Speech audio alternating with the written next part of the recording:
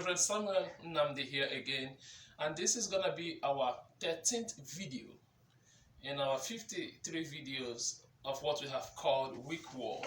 I want you to sit back and relax as I believe that God is really going to talk to you on today's video. I'm going to continue from where I stopped last week, and I will read to you from the book of Esther chapter 5, and I'm going to read from verse 4.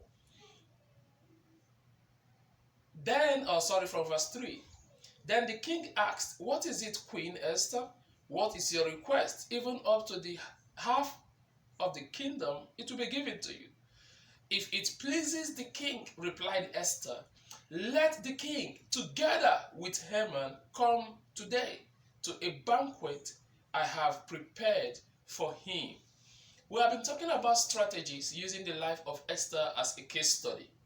And we discussed a lot about different approach to strategy. We talked about spiritual warfare and a lot that we talked about. If you can go back to the videos, you will see it. Today, I want to talk about a strategy called skill.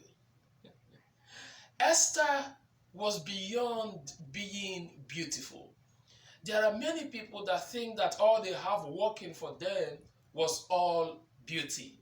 Esther was beyond being beautiful. Esther was beyond being favored. Many of us even have the favor of God, but sadly, when we come in contact with the opportunity we've always been wanting, we've always been waiting for, we do not have what to bring to the table so as to be able to provoke our victory.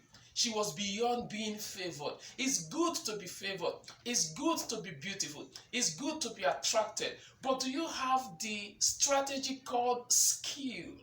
Do you know something and know how to do that something so well that some people or everybody becomes unable to resist that your skill? When I study the book of Esther, I get amazed to discover that Esther was a lady whose beauty also manifested even in the kitchen.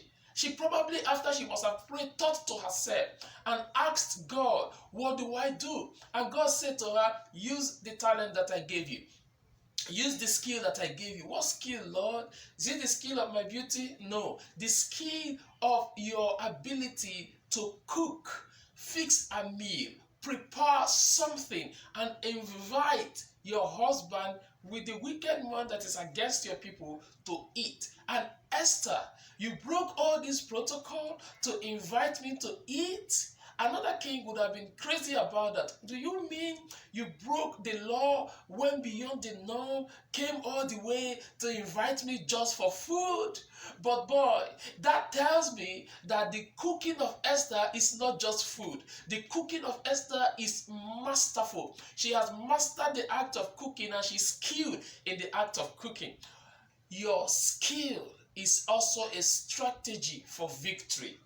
Your skill is a strategy for victory.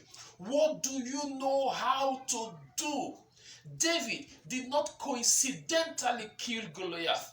Nothing is a coincidence in this life. David was able to kill Goliath because in the dark side of nowhere, he has perfected his skill of slaying the lions and the bears. He has perfected his skill of killing or facing difficult situations and moments when nobody was around to applaud him. What is your skill?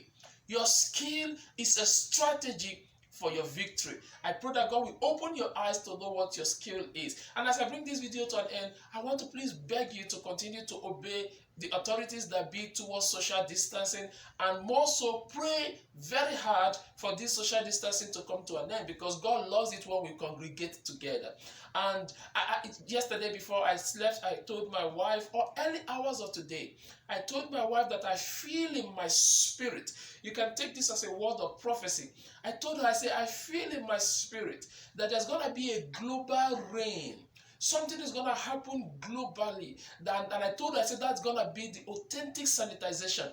I mean, we are all being asked to sanitize always. I said, but God is going to sanitize the world himself. I said, the way God comes into a situation is when we pray.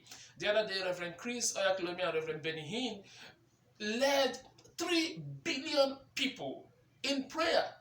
And when we pray, God intervenes in our affairs. I believe that between now to the second week of April, there's going to be a rain that will fall. And God said to me that that rain will be the divine sanitization. And after that rain, this is what you're going to see.